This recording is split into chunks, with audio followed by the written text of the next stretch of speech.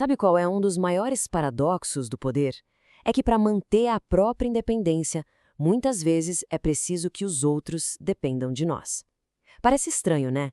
Pois essa estratégia poderosa e também bem perigosa de se tornar indispensável que a gente vai analisar hoje.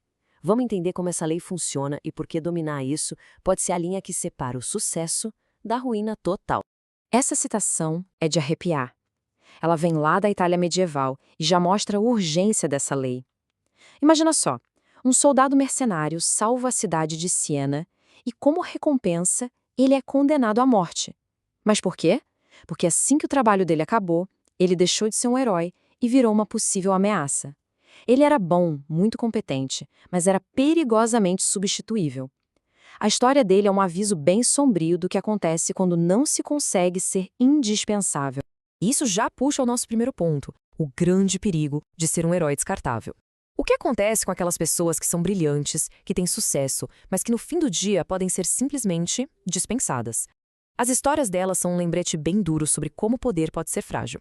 Olha só o caso do conde de Carmagnola, um dos mercenários mais corajosos a serviço de Veneza.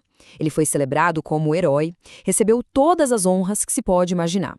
Só que, numa noite, a caminho de um jantar com o governante, o Doge, ele foi desviado. Levaram ele pela famosa Ponte dos Suspiros, mas não para um banquete, e sim para a masmorra. E no dia seguinte, foi executado. Simples assim. A real para os mercenários da Renascença, os chamados condottieri, era essa troca brutal. A expectativa era de poder, riqueza e honra, mas a realidade, na maioria das vezes, era banimento, prisão ou, pior, execução. O sucesso deles acabava se tornando uma armadilha. Quanto mais vitórias eles conquistavam, mais poder acumulavam e mais se tornavam uma ameaça para os patrões. E como sempre tinha outro guerreiro na fila pronto para pegar o lugar, eles viravam alvos muito fáceis. Então, o ponto crucial aqui nem era a ingratidão dos patrões, sabe? Era pura praticidade. Sempre tinha outro mercenário esperando na moita, muitas vezes mais novo, mais barato. Quando um líder ficava caro demais ou poderoso demais, era mais fácil simplesmente se livrar dele e contratar o próximo da fila.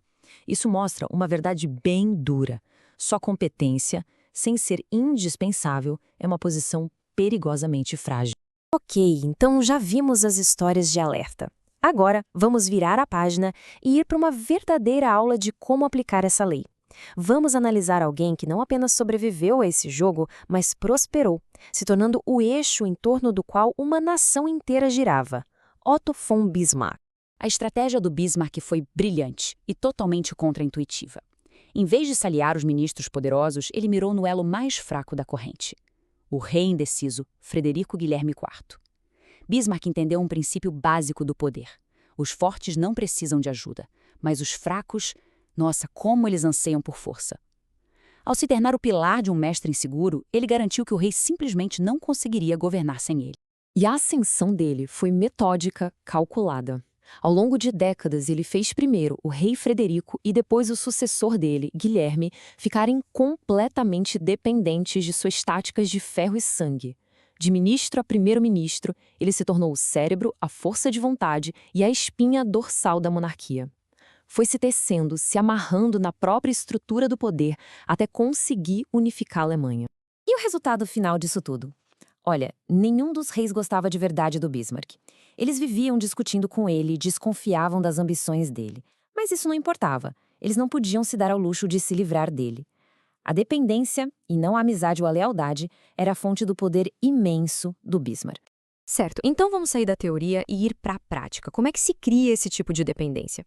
Existem, basicamente, 3 táticas principais, 3 chaves para se tornar alguém essencial.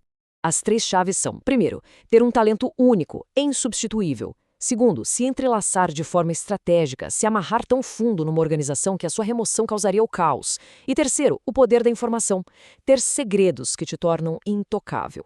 Vamos dar uma olhada em cada uma. A primeira chave é sobre ter um talento singular. Pensa no Michelangelo. Ele bateu de frente com o Papa Júlio II, um dos homens mais poderosos do mundo, e simplesmente largou tudo e foi embora de Roma. Mas o Papa teve que ir atrás dele, implorar para ele voltar. Por quê? Porque um patrono você até encontra outro, mas Outro Michelangelo? Não dá. O talento criativo dele era insubstituível.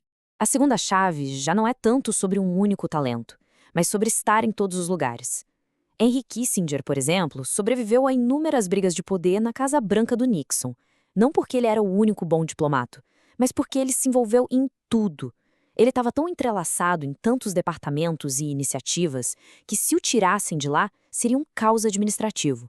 O sistema todo dependia dele. E tem uma história que ilustra isso perfeitamente. O rei Luís XI da França, cansado das previsões sombrias do seu astrólogo, decidiu que ia executá-lo. Aí ele fez uma última pergunta. E você, quanto tempo de vida ainda tem? A resposta do astrólogo foi genial. Morrerei exatamente 3 dias antes de Vossa Majestade. Pronto. Com uma única frase, ele ligou o destino dele ao do rei, se tornando intocável. É claro que o rei não ia querer arriscar. Mas essa busca para se tornar indispensável não é tão simples. E isso nos leva à nossa última parte. O paradoxo que existe no coração dessa lei. Porque ganhar o controle sobre os outros através da dependência tem suas próprias complexidades e seus perigos. A imagem central para entender isso é a da trepadeira espinhosa. Ela cresce, se emaranha em tudo, as raízes vão fundo. Tentar arrancá-la causa um dano enorme à estrutura onde ela cresceu.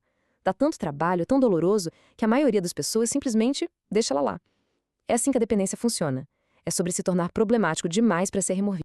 Só que é crucial entender a natureza dessa relação. Ela não é construída com base em afeto, em carinho. Como Maquiavel já nos lembrava, é melhor ser temido do que amado. A dependência não gera amor, gera uma forma de medo. O medo das consequências de perder a pessoa da qual se depende.